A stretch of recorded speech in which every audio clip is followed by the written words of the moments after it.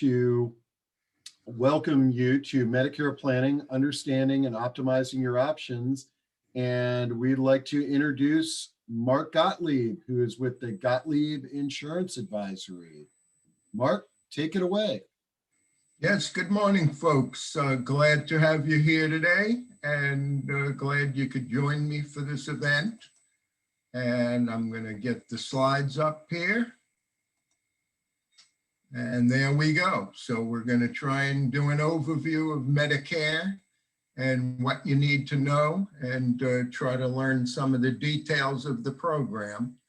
I have been doing Medicare planning for quite a while now, and a lot of questions come up along the way with clients, and I'm trying to share them with my senior serving professionals, who I know have a number of clients themselves who have questions.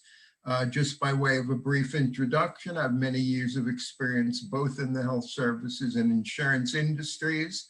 I've served as administrator of a 150-bed senior living community, which offered 3 levels of care. I'm an independent broker.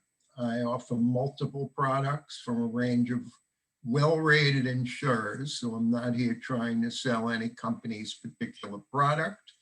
I am what's called AHIP and AARP certified. A lot of people are not aware that agents such as myself are able to sell AARP products. I do offer advice at no cost. I've conducted a number of webinars, and it's no cost to a person applying for coverage, just so you'll know for yourselves or clients. Premiums are the same. So I help people, companies that I present business to, offer commissions to agents, but there is no charge to the applicant. And I actually host a 6-hour webinar on healthcare expenses and retirement. Much more expensive. Medicare is just one of the modules, both through Montgomery College and the OSHA Lifelong Learning Institute. I always welcome opportunities to educate, and if you have groups that would benefit from such, I'd be delighted to do so.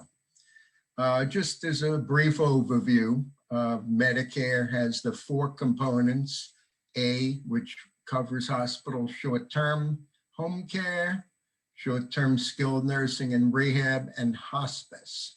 Typically 0 premium if a person or spouse is paid into Social Security for 40 quarters.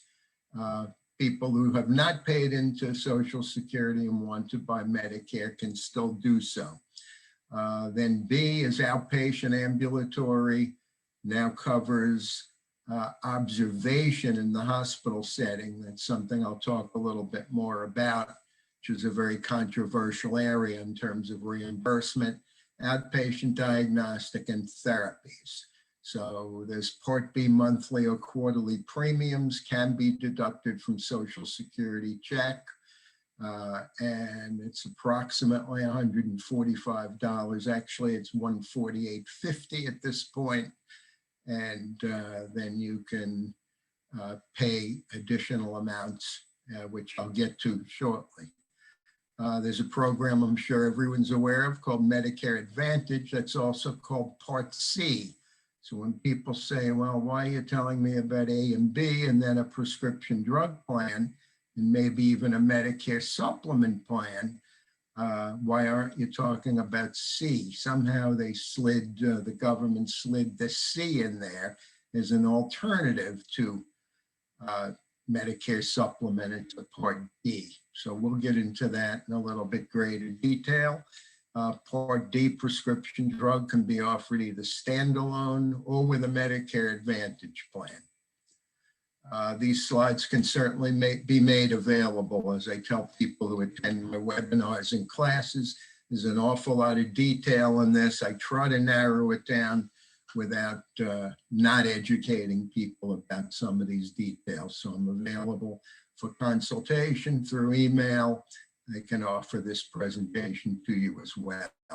There are actually 5 enrollment periods. It's like an alphabet soup. You start out with the initial enrollment period when you're turning 65. You can sign up anytime from 3 months prior to age 65 to 3 months after.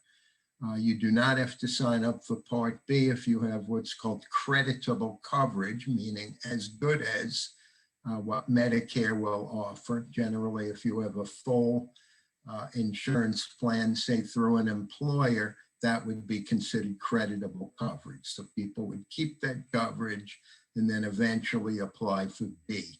The advice is to apply for Part A when you turn 65. Annual enrollment periods, we were bombarded with information not too long ago, October 15th through December 7th. That's really when you can make changes or select a Medicare Advantage and or prescription drug coverage. And you can shop around. We always see a number of TV ads. We receive a lot of mailings. Gets a little overwhelming, and a lot of questions come from those ads and literature. That's one reason why I provide this kind of education. People can get kind of confused about that. It's also something called open enrollment period, the third here. We're still in the open enrollment period till the end of this month. So if people had signed up, for instance, for a Medicare Advantage plan and realized this isn't really what I had in mind, I didn't understand the program well, I don't like what they're offering through this program, I'd like to switch.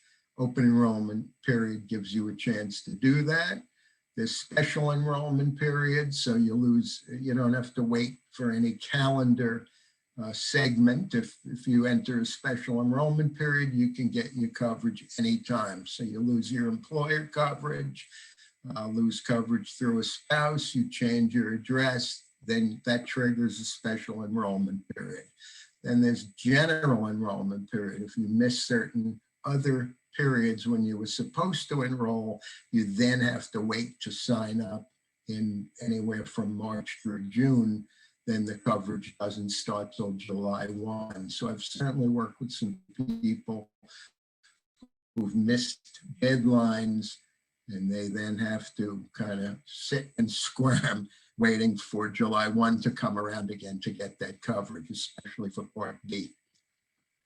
Select information. I tried to pick some of the things that I speak with to people. This certainly doesn't cover it. Of course, there's hundreds of pages on this information, but some of them are Part A is 0 premium. End-stage renal disease is covered, as well as Lou Gehrig's disease and those on Social Security disability income. So if you have become disabled and after 24 months on Social Security disability income, on the 25th month, you're given the opportunity to enroll in Medicare. Part A deductible is $1,484. The Part B deductible is now $203, which is covered through Medicare Supplement Plan F, which if people were age 65 prior to January 1, 2020, they can join a Plan F. If not, you'll join a Plan G. Extremely similar benefits, only difference is the $203 deductible. But actually Plan Gs are less expensive premium-wise, so that could be very helpful when you go throughout the year in terms of your overall cost for the program. Medicare provides a wide array of preventative tests and screenings. People should really take advantage of those. There's a large list of those on Medicare.gov or in the Medicare handbook. And again, those are designed to help people try and stay healthy, detect issues early. I think attention ought to be paid to that for clients or for ourselves. Part B, of course, covers 80% of outpatient costs, which is the main reason people seek Medicare supplement coverage or a Medicare Advantage plan, which we'll talk about. As I was mentioning in a previous slide, there's a 3-day inpatient rule. That means you're supposed to spend 3 inpatient nights in a hospital before you can be transferred to a skilled nursing facility or rehab. Otherwise, you face getting billed for those first 20 days, which everyone believes are free from Medicare Part A. which they are if you have the 3-day inpatient rule. The big quirk here is that a lot of people now being brought to an emergency room, the medical staff is not sure whether you need to be admitted. They're putting you in an observation area or an observation unit. That does not count toward your 3-day inpatient rule. So they keep you in an observation area or unit for a day or two. They transfer you on for skilled nursing care at a skilled nursing facility, and all of a sudden you get a bill for those services. So that could be a tremendous problem. You will then be billed under Part B, and a patient is thus responsible for 20% under Part B. So that's something for everyone to be aware of. We just talked about the first 20 days, Part A. After that, if you don't have a supplement, on day 21, you begin getting charged $185 a day for days 21 through 100 in a skilled nursing facility. So again, people have to be aware when a client or themselves gets transferred to a skilled nursing or rehab facility. On day 21, there's a charge of $185 a day. If you have the right Medicare supplement policy, that'll be paid for. Of course, at day 100, you're on your own. That's almost then considered long-term care. Now, for Medicare Advantage, there are co-pays associated with that. One of the issues about using Medicare Advantage as opposed to Medicare Supplement. We'll be talking about that later on. Part B, enrollees are subject to ANMA regulations. For those who are not aware of that, it's income-related average monthly adjustments. It's based on household income. So people in the greater household income ranges are going to be paying more monthly for that Part B. So if you join today, you're $148.50 for Part B, but if you're over a certain income limit, you can get to $204 if you're into even a higher income limit. Ultimately, $500,000 income limit, you could be paying $504 per month. So people need to be aware. In this region, certainly there are some people who have that good household income and need to be aware they're going to be paying for Medicare. For new employees, there's if employed by a company with less than 20 employees, company pays first, Medicare secondary. If company less than 20, Medicare pays first, company is secondary. I actually think that this might have it needs to be corrected. I apologize. Company, well, no, actually 20 employees, the company does pay first, Medicare secondary. So that is correct. And therefore, those with less than 20, a lot of companies will ask you to sign up for Part B to share in those costs. Those with larger employers typically will not have to get Part B again until they're leaving employment. So that's A and B, and then you get into Part D, of course, which is prescription drug, very important. It's a program regulated by the federal government, but it is a private company product. So when you sign up for Part D, just, D as in drug, you're not signing up with the government, you're signing up with many of the different company plans. As I mentioned in the next paragraph, approximately 15 different pharmacy companies which subcontract, and they will subcontract with all of the major pharmacy companies, probably like 20 of them. And the insurance companies are the ones that will offer 15 different plans. You've probably heard a lot of them, from AARP to Mutual of Omaha to Aetna, etc. You should always be looking for preferred or in-network pharmacies versus non-preferred.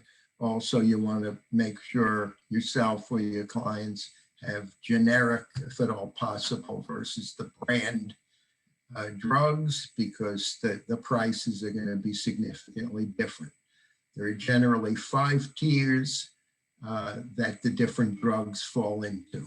That's why people do shopping to every October 15th through December 7th to be able to figure out which drugs are in which tiers and to see if they can get a better deal, by switching during that annual enrollment period. I myself have had that experience when you find out one of the drugs you're taking is in a higher tier. You're paying a lot more every month when you go to the pharmacy. And if you switch your plan, you might be getting a better deal. Even if you're paying $5 or $10 more for the monthly premium, you may be paying $30 or $40 less a month for the prescription. So that's very important to be aware of. As of 2021, some of the companies have now added a 6th tier for insulin, which you can get for $35 a month. Important to know for your diabetic patients who take insulin. Drug companies each have different formularies, approved list of drugs. You need to shop around again. If a drug isn't on the particular company's formulary, then it's not going to be covered by your Part D insurance. We talked about the word creditable a little bit earlier. Creditable meaning as good as. If you have it, you will not have to pay penalties when purchasing prescription drug plan coverage. So a little bit more about prescription drug. I know I get a lot of questions on it, so just trying to share this information quickly. And basically there are the 4 phases. There's an initial coverage phase up to a $445, also called the deductible. Some companies will offer tier 1 and 2 drugs without requiring the deductible. So the drugs are priced at a very low price, but they don't count towards your deductible. Then you hit that full 45 initial phase and you go to 4150. Then your pricing is based on tiers. I just talked about the 5 tiers and a 6 for insulin. You then hit the famous donut hole, where now I'm more likely to use the term coverage gap.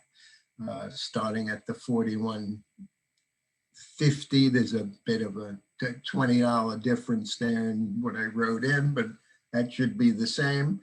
And at that point, when you're in the coverage gap, there's a 25% cost to policyholder.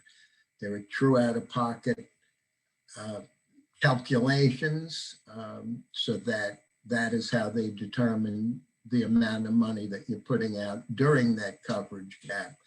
You must buy meds from your plan, otherwise it doesn't count towards eliminating the coverage gap. Also can't buy drugs through a discount plan. We see a number of discount plans. They're really not prescription drug plans. Those costs don't count. A lot of people will think about maybe I can buy my drugs from Canada or whatever other country is advertising this drug. Boy, look how much less expensive it is. Well, there are a number of issues which one has to consider when ordering from out of country, but certainly the plan, even if you save money, you will not be getting credit towards getting out of that coverage gap. And once you hit the catastrophic phase of 6550, you'll either pay only $3.95 generic, $8.95 brand, or 5%, whichever is greater, which is very significant for some clients, for some of us possibly, where that's where you hear people really having significant problems with the cost of drugs. Even though they have a prescription drug plan, that's still an issue for some drugs for chronic conditions, for higher level cancer patients, etc. So I know Congress is always talking about this, of eliminating that kind of gap. But that gap still remains even after you're in the catastrophic phase. Some people will say, why buy Part D? Let's say we're talking about premiums of $10 to $20 to $30 a month. Well, I have very few health issues, and I only get a tier 1 drug. I buy it at Costco. It's $3 a month. Why should I pay $10 or $20 a month for a premium, and then I'm still going to have to pay a small amount for the drug.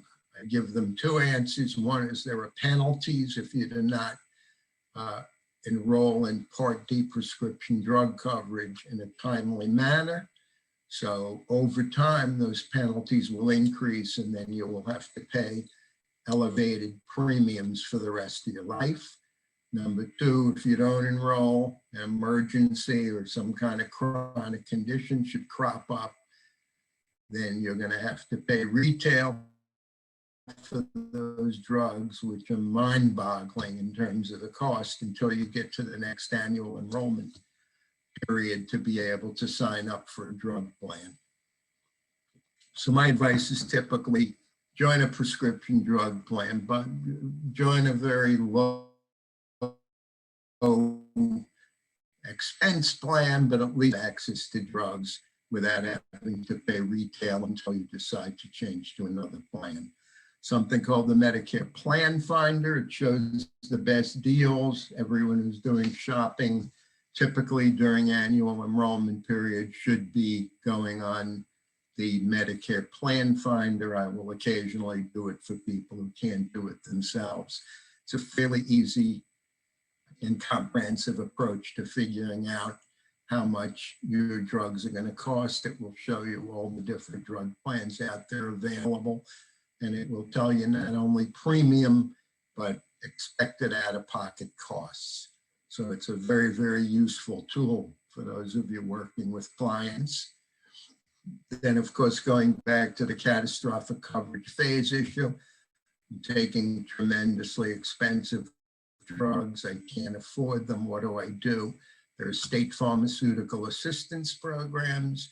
Many of the drug manufacturers will have programs where they will try to assist people based on a means-tested basis of how much income they have and what their affordability is. Thank goodness for those programs. Something called the Low Income Subsidy Program for people who are working with lower income individuals. So this will help them with Part D premiums, deductibles, copay, and coinsurance. You can certainly feel free to contact me for much more detail on it. Of course, Googling up, Medicare subsidy program, Medicare low income subsidy. There's a lot of information, certainly on the internet, and again on Medicare.gov. But that does help with Part D premiums. And then at the bottom, I'll simply point out there's also something called the Federal Medicare Savings Program that provides subsidies for premiums, copays, and coinsurance for services offered by Parts A and B. So for the lower income individuals, there is a good amount of help. So that's kind of an overview of Medicare. So what are its gaps? There's the A and B deductibles, unless you've joined some kind of plan to supplement what you're getting from Medicare itself. A and B are called original Medicare. Certainly a big highlight of what you're missing when you have Medicare Part B is the 20% that's not paid. It's an 80-20 proposition. So certainly when someone's healthy, like with all insurance, when you don't need it, whatever you have is great, and whatever you don't know doesn't matter. But then you start having problems. You get into that 20%. Now you're talking about outpatient treatment, outpatient centers, different diagnostic tests, therapies, et cetera. That 20% really adds up. That's why a significant amount of people do have some kind of supplementary coverage. But secondly, people should also be aware of that $185 per day copay for days 21 through 100. So that's also a big risk factor if one does not have some kind of supplemental coverage. Medicare does not typically pay for dental and dentures, vision and hearing, acupuncture, although it's beginning to be introduced in a few conditions, over-the-counter meds and supplies. The dental, vision, and maybe some acupuncture, chiropractic kinds of things are some of the services now being offered to some extent by Medicare Advantage Plans in order to try and fill that gap. So when you get the literature, when you hear the advertisements, they talk about, hey, look at all you're not getting from Medicare that you can be getting by signing up.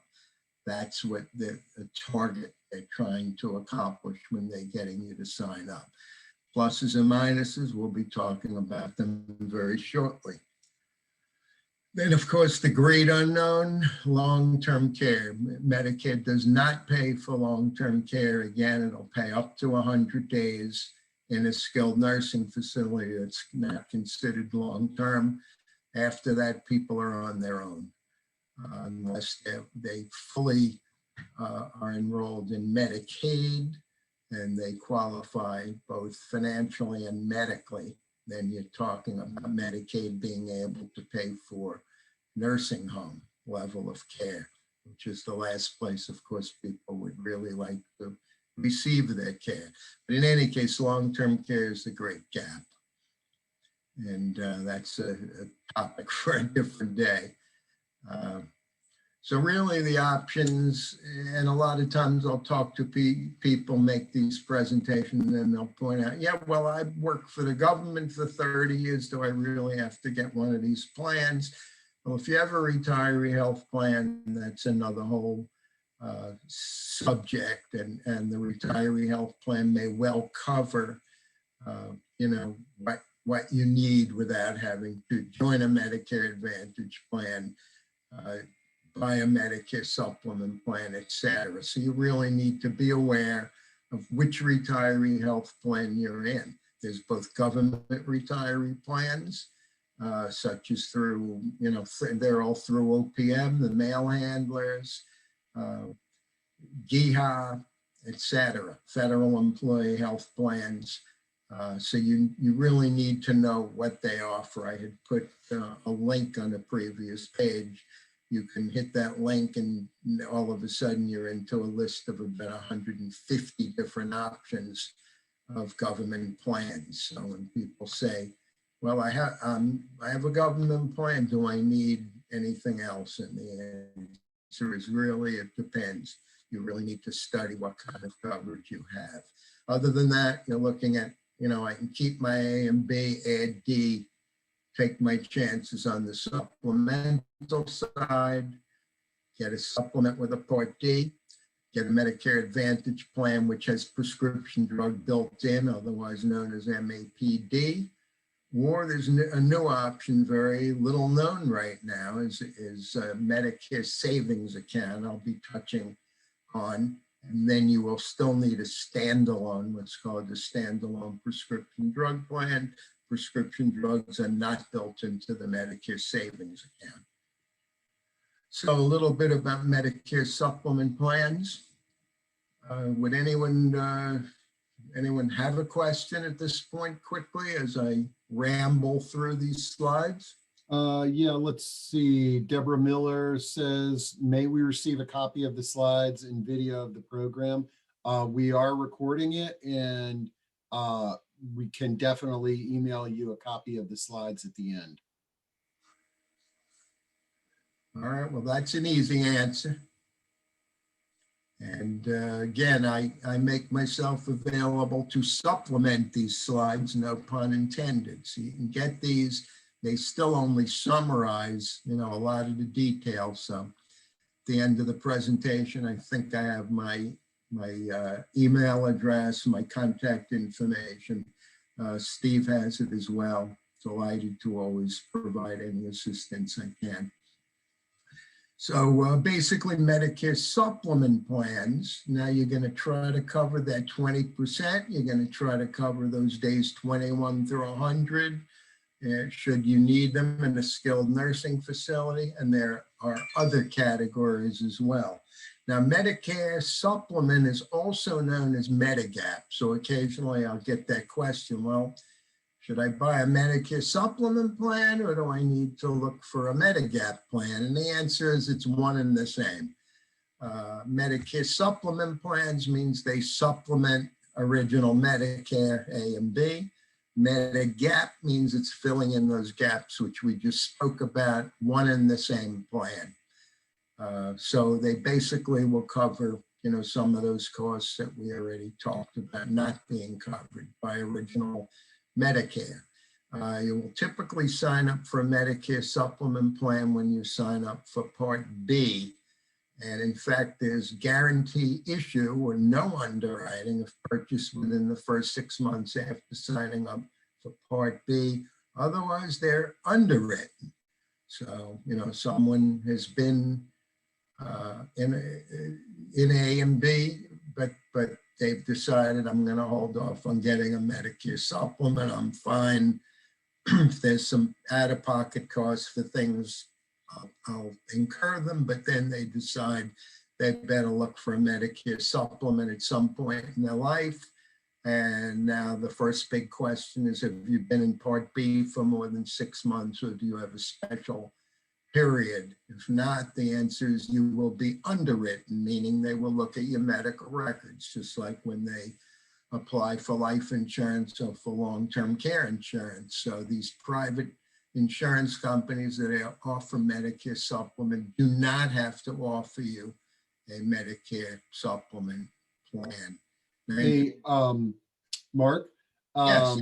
question coming in. It says, if the individual at age 65 is still working in agency with over 20 employees and is covered under their health plan, do you still apply for Medicare, or do you wait until retirement to apply? Okay, And the answer is, I think I had already covered that, but real quickly, generally the advice is everyone should be signing up for Part A, just so you have signed up for Medicare, and Part A is free, but you delay, you deny, you defer on signing up for Part B because you have what's called creditable insurance through your employer. If you have uncreditable insurance, it's one of these very partial plans. You're employed by a small company, then you're probably going to want to sign up for Part B to have that coverage anyway. okay, Speaking, but if you have full coverage, then you do not have to sign up for Part B. So there are people now working to the age of 70 and even beyond, 70, 75, and they have their employer health coverage, they're good. Then when they leave employment, they will then sign up for Part B. And then when they want to get, let's say, a supplement, they will show proof that they were working until then. And for the first 6 months after they sign up for Part B, doesn't only have to mean then when you're just turning 65. okay, great. And then the person asking this question is a government employee. Now, and this may be you may have covered this or are going to cover this, but government employees and non-government employees, we all utilize Medicare. There's not a situation where a government employee is utilizing their whatever health plan in retirement, correct? Well, there are retiree health plans. Those are different than when you're working. You then go into a retiree plan. So again, you're typically told have Part A, whether or not you need Part B or not. A lot of times you really don't. There are a lot of documents I have available. Again, if anyone contacts me, I can send you some of the downloads that I've done, which will show the difference, for instance, between your federal employee health plan retiree program and Part B. Not that many differences. If you have the high option federal retiree plan, you probably do not need a Part B. But I never give, automatic answers such as you do or you do not. You always need to look at what plan you have and how that relates. But there are a lot of documents which will give you guidance on that subject. Great. Fair enough for now? Yep. So you can obtain guarantee issue actually for Medicare supplement if you're losing coverage involuntarily, meaning you didn't want to leave the coverage, but the coverage is leaving you. For instance, in this area, we've lost several types of Medicare Advantage Plan coverage. To use an example, several years ago, MedStar had their own Medicare Advantage plan, and a number of people joined it. Then MedStar sends out a letter. This is what happens around October before the new year, saying, guess what? We're not offering this plan anymore, or we're offering a different plan. So now, if you've lost that plan, even if you've had it a number of years, you've had Part B for a long time, you will still be granted an opportunity to go back to original Medicare, A and B, and join a Medicare supplement plan. Or, of course, you can replace that plan. At that point, it was MedStar, with a different one of the Medicare Advantage plans being offered. They kind of change from year to year, and they make changes to them as well. But anyway, so there are times when a person who otherwise wouldn't qualify for Medicare supplement coverage can get it through guarantee issue. And usually if it's someone that has some health problems, well, you can get an MA plan, Medicare Advantage, anytime you'd like without underwriting. Anytime relative to your special enrollment periods or your annual enrollment periods. But there's no underwriting. They're even accepting end-stage renal disease patients at this point. But let's say someone moving from another area, so they're leaving the Medicare Advantage plan, moving into Maryland, moving into this area, let's say, and they have a chance to get a Medicare supplement plan. So if they have significant health problems, they don't want to deal with the potential out-of-pocket costs that is significant from a Medicare Advantage plan, this is their chance to get enrolled in the Medicare supplement plan without being underwritten. So not to beat a dead horse, but it's an important point for people in the field. Multiple companies offer MedSup, again, also known as MEGAP. The competing is based on prices assigned by category of coverage. It's a letter category. There's plans A through N, as I note, at the bottom of this page. So the most extensive plans to new enrollees now are Plan G, and I could certainly send anyone a list of the different plans out there for Medicare supplement. But the concept is we're shopping by the letter. So you say, oh, I like this comprehensive coverage offered by Plan G. Who's offering a Plan G? And now I'll decide which company's Plan G I would like to take. If you just call and say, I need a Medicare supplement plan, what's the best pricing you can give me? Well, the company may not tell you it's a Plan G. They may tell you, well, the price is $30 less than Gottlieb told you it was for a G because it's a Plan B. And you go, oh, that's great. Yeah, $120 a month sounds better than $150 a month. But the D may not have the same level of coverage as the G. So we need to understand that. But now you tell me you want a G. Well, let's use an example. AARP, United Healthcare has a G. Aetna has a G. Mutual of Omaha has a G. So the answer is going to be, what are the most competitive prices?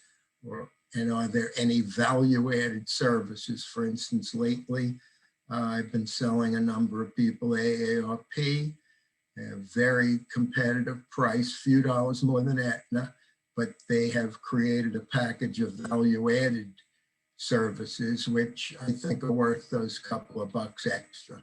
Of course, it depends on your age as to the pricing. So that's a little bit about Medicare supplement. They're also down at the bottom, as you can see, several high deductible plans, a little bit alternative. You could save a lot on your premium. You have to understand the first $2,360 is going to be out of pocket as a deductible. You go, wow, that's a lot of money to put out front. but maybe your premium's only $75 a month instead of $200 a month. So you go, well, $75 a month for the premium plus a max of $2,360 is about $3,100. For $3,100, I'm totally covered for all of this supplemental stuff, which is, quite frankly, I still think a pretty good deal. So that's a little about Medicare supplements. And now we transition into Medicare Advantage. Again, we're all being, I think, bombarded by Medicare Advantage plans. There's growth in that sector significantly. They're up to about 37%, at least nationally, penetration. And they're very popular. There's pluses and minuses like anything else. So Medicare Advantage plans are provided either by large insurance companies. Let's use the example of Aetna, Cigna, and United Healthcare, and now Care First, which for those who don't know, has now introduced Medicare Advantage in certain jurisdictions. Again, I'm talking to the metropolitan area group here, so it depends on which jurisdiction you're in. For instance, Care First now offers Medicare Advantage in Maryland, but not, at least yet, in the district or in Virginia. So plans differ by jurisdiction. But they can be offered by insurance companies or medical care delivery systems. So examples of those are University of Maryland, Johns Hopkins Health System, and the Kaiser Health Plan. So you sign up for your Part A and B coverage. You can't escape the premiums associated with being in Part B. You can't say, oh, look at this great deal for a Medicare Advantage plan, and it's very inexpensive. And boy, then if I don't have to pay Part B, look at all this money I'm saving. Sorry to tell you, you must pay your Part B premiums because, of course, the Medicare Advantage plan is going to be getting reimbursed by the government Part B for expenses. They're not going to undertake all of those expenses on their own. So you sign up, you basically moving your Part A and B coverage over to the plan. So they now own your Part A and B. They will charge the government for services they render on your behalf. It's an important distinction because some people will tell me, well, I have a Medicare Advantage plan, but my physician isn't in network. So can I go to the physician? My Part B will pay 80. Anyway, I'll just pay the other 20. The answer is no. Part B won't pay the 80. Part B is owned by your Medicare Advantage plan, and they have negotiated a rate between the government and your Medicare Advantage plan. So once you're in, you're in. Have to keep that in mind, and that's one reason during annual enrollment periods, people may say, well, I didn't really understand that, and I want to go to this physician who is not in the network, and so I'd rather be unencumbered from the Medicare Advantage plan, and they move into another option. There are regular Medicare Advantage plans, chronic needs, special needs plans, SNP. They're specifically focused on diabetes and congestive heart failure at this point. For some reason, there are certainly other chronic conditions that probably should have their own Medicare Advantage plan, but do not as of this time. Then there's dual eligible special needs plans for those both on Medicare and Medicaid. And in the categories of full benefit, dual eligible, or qualified Medicare beneficiary, you can be accepted into a dual eligible plan. I have more on that on the next page, but they offer a lot of additional services. And that's why people would choose to enroll in those plans. So the main characteristics of Medicare Advantage plans, you have to be aware that you're joining a network. So, where Medicare Supplements says you can go to any Medicare certified physicians, 96% of those accept Medicare Supplement. With a Medicare Advantage, whatever that network is, is the network you're going to be using. There may be a few that are called PPOs instead of HMOs.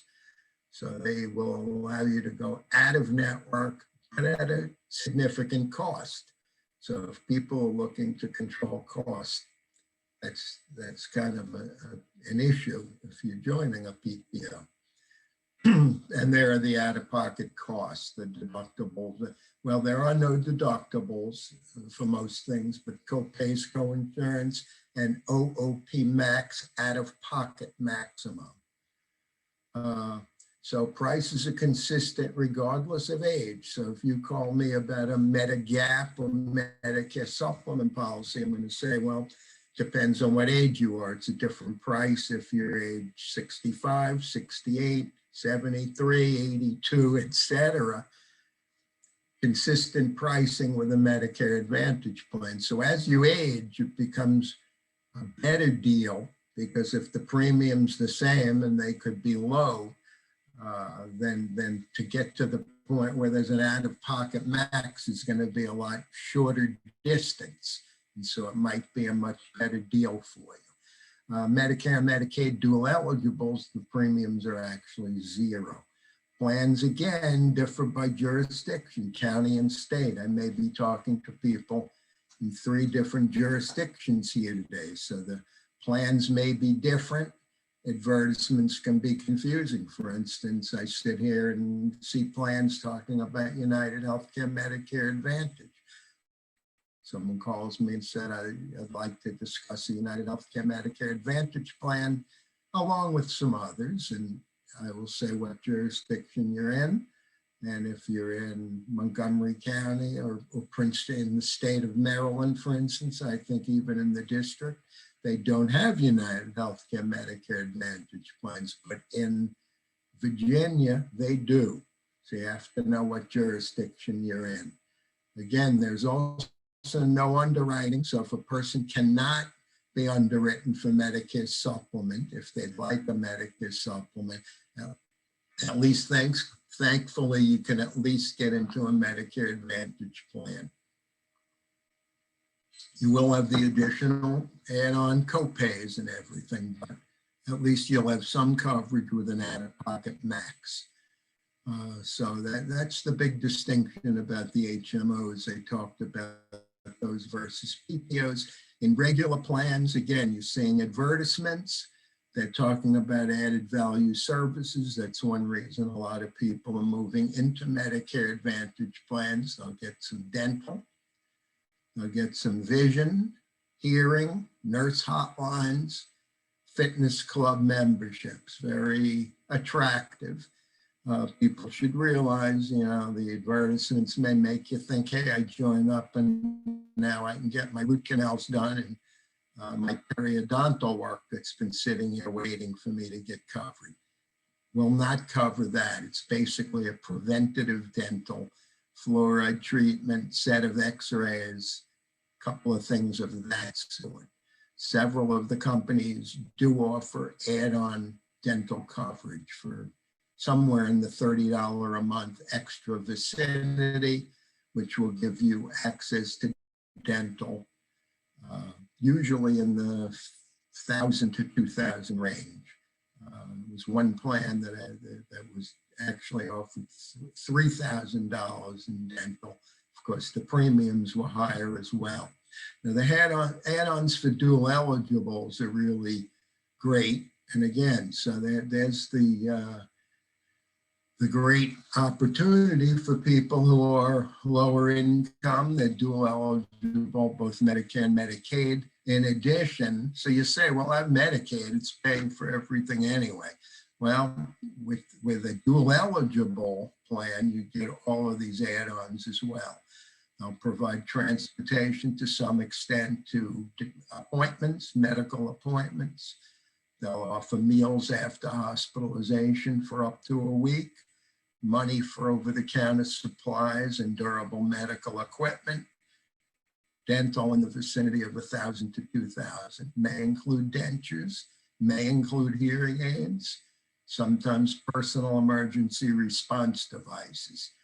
Again, the dual eligible deal to me is amazing. But again, you must go to the network provider. So that's where the rub may come in. A lot of people say, well, I've gone to, Dr. Smith for 30 years. Well, she doesn't participate in this dual eligible plan. So your choices are you can stay with Dr. Smith and not get these add-ons, or make the switch. It's a personal choice.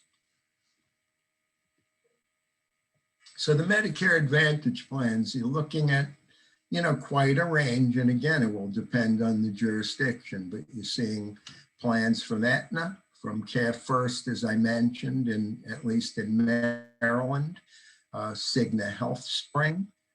There's regular Cigna Medicare Supplement, but their Medicare Advantage products are called Health Spring. There are Erickson plans, but those are only for Riderwood residents. And when people are moving out of a Riderwood facility, they lose their Erickson plan, which then triggers a special enrollment period for them to get new coverage. Johns Hopkins, again, only in Maryland. Kaiser Health Plans has a very good Medicare Advantage plan. United Healthcare, both regular and dual eligible options, depending on the jurisdiction. And then University of Maryland, which has recently combined forces. I'm just getting the information now with Care First as well. And they're only offering the dual eligible. So between the Care First regular Medicare Advantage and the University of Maryland dual eligible, they feel like they will have a significant place in the marketplace. And then last but not least, I think the timing here is going well. So there's something called the Medicare Savings Account, kind of an intriguing new plan. And they offer a situation where Medicare will actually place money into an account to be used for Parts A and B and other select services. Then the person will have to pay an out-of-pocket amount until they get to basically the out-of-pocket max. Conversely, there's zero premium for this plan. So you're paying zero premium and Medicare is placing money into your account. They establish a specific Medicare Savings Account bank account. It really is kind of an extension of what's called health savings accounts. For those who are familiar with health savings accounts, probably offered in about 20%, 25% of businesses at this point. It's a way that people can put money aside, which could then be used eventually to pay for services in their Medicare years, for instance, tax-free. So health savings accounts are really a tremendous opportunity for people who are working and have that option to put money aside in a tax advantage manner. But now they've come up with that concept on the Medicare side. So they've established the bank account. It's kind of a combination of a Medicare supplement and a Medicare Advantage plan. So on the Medicare supplement side, for instance, you can use any Medicare physician, no referrals and no networks. So people like that specific option. Of course, something like Medicare Advantage, and that they're out-of-pocket maximums, which you can see on the paragraph below. So it's an intriguing new option in the marketplace. And not only does a person have a choice of a Medicare supplement and a Medicare Advantage, each of which might have pluses and minuses, but now you have Medicare savings accounts as well. So just on the bottom, real briefly, you can use money from that account for IRS approved medical expenses for Part A and B services. You can use money for other non-Medicare qualified Medicare expenses, such as dental, vision, hospital indemnity, pharmacy deductibles, and copays. They do not count toward the deductible, which you need to get through to get to your out-of-pocket max, but the money can be used tax-free. there's certainly a lot more information where this comes from. In these presentations, I just like to make people aware of this new option that's in the marketplace.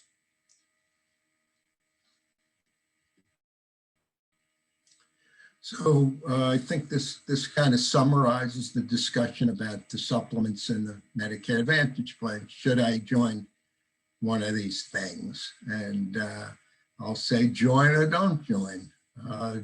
Why should you join? Well, low price. Again, that's the upfront premium. Beware of all the different copays. So it always sounds too good to be true, especially when you look at these ads. They never even talk about the copays. All they say is there's no deductibles and look at all these great add-on features that you have. Fine, if you're healthy, low premium, great add-ons, not faced with too many copays, fabulous. And there are a lot of people, let's say at least in the 65 to 75 age range, who are blessed with good health.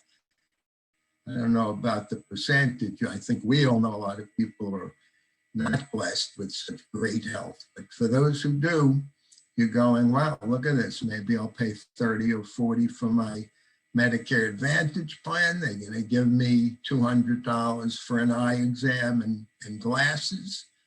They're going to give me some nice preventive dental. I can join a health club. Life is good. But again, once you start needing care, there could be some additional responsibilities. So that's something to keep in mind. If you're someone who has some health issues, you probably may not want to join an MA plan because you may know you can expect some significant co-insurance copay up to an out-of-pocket max. You might rather take the risk on the front end and just pay a premium for a fully covered Medicare supplement. Again, if you join an MA plan, you won't then have to pay money for a MEGAP plan, nor for a Part D prescription plan. Obviously, you still have to pay for drugs based on the tier that your drugs are in, but it'll eliminate the premium. Why should I join medical care management if you're what's called the C-SNP, chronic special needs? For instance, I point out if you're diabetic, many specialties need to interplay to try and manage your care. A good C-SNP program will have an interdisciplinary team of professionals who will help manage, let's say, your diabetes from head to toe, and it could be a very positive feature of a Medicare Advantage plan. Again, add-ons, you have to weigh, are they worth it? Well, I don't know. I think I'd rather have a med supplement, but boy, I'd love to have that dental coverage. Well, there's always standalone dental plans, there's standalone vision plans, etc. If you take a Medicare supplement plan, a lot of them offer nurse call hotlines as well. So you have to, again, weigh the pluses and minuses.